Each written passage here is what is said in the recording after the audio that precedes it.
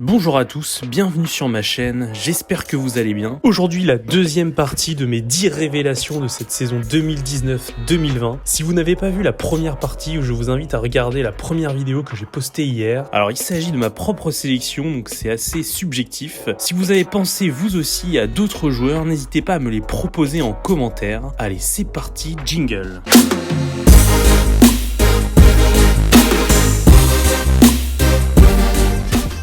Lautaro Martinez, 22 ans, Inter Milan.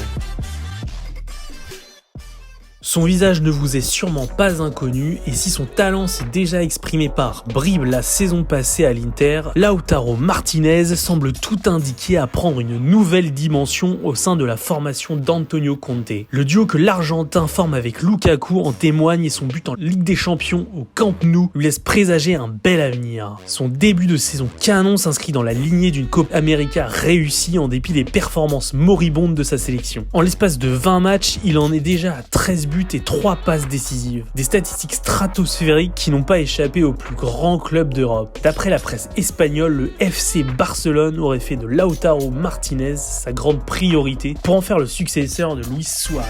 Eduardo Camavinga, 17 ans, Stade Rennais. S'il a débuté en Ligue 1 l'année dernière et a rapidement fait forte impression, il a encore franchi un cap dans sa progression cette saison. Très régulier dans ses performances, celui qui évolue en tant que sentinelle au Stade Rennais ne cesse de crever l'écran. Depuis le début de la saison, il se distingue par son incroyable lecture du jeu, son volume de jeu et ses qualités techniques. Lui aussi, on l'avait aperçu l'an dernier et avait déjà montré de belles choses. Né en Angola, le gaucher débute le football en France à l'âge de 6 ans à Fougères, à 52 km au nord-est de Rennes. À 16 ans, 4 mois et 27 jours, Camavinga effectue ses premiers pas en Ligue 1 face à Angers en fin de match. Il devient le plus jeune joueur né après 2002 à jouer dans l'un des 5 grands championnats européens. Plus fort encore, il efface même à ce jour le record de précocité de Kylian Mbappé. Moins d'un an plus tard, il est titularisé pour la première fois par Guy Stéphane face à Monaco. Il ne quitte plus le 11 de départ jusqu'à la fin de saison. Non seulement son entraîneur l'aligne quasiment à chaque occasion, mais en plus, il ne le sort que très rarement. Çağlar Söyüncü, 23 ans, Leicester.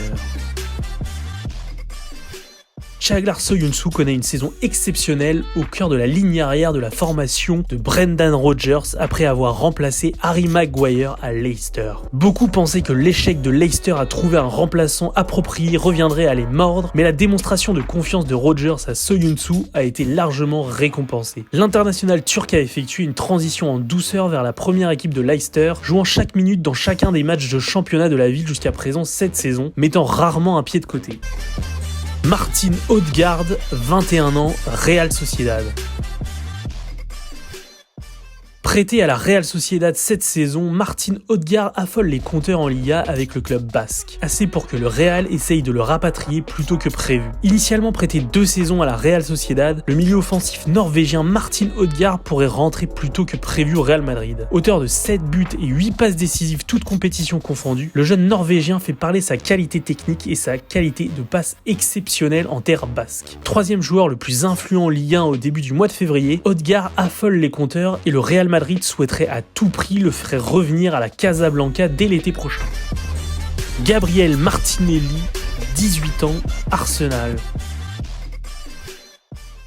Gabriel Martinelli, la nouvelle pépite brésilienne du football européen, est la grande sensation de cette saison en Première Ligue. Mais son parcours n'a pas été aussi simple que cela. Il y a quelques années, le Brésilien jouait encore en régional. Martinelli n'a pas eu un parcours traditionnel, mais le travail et la patience ont porté leurs fruits. Il a commencé sa carrière il y a 10 ans à peine, en 2010, mais même dans ses rêves les plus fous, le Brésilien n'aurait pu s'imaginer à l'Emirates Stadium avec le maillot d'Arsenal. Il y a 10 ans, Martinelli s'engageait avec l'équipe de futsal des Corinthians. Sa technique impressionnait, mais également ses qualités physiques et sa précision devant le but, ce qui n'a pas échappé à Ituano, petit club brésilien. Il a joué quelques tournois régionaux avant de jouer en 4e division brésilienne, 6 buts en 34 matchs et surtout de belles prestations qui ont plu en Europe. Voilà, c'est tout pour cette vidéo, merci d'avoir regardé. N'hésitez pas à la partager et abonnez-vous à ma chaîne.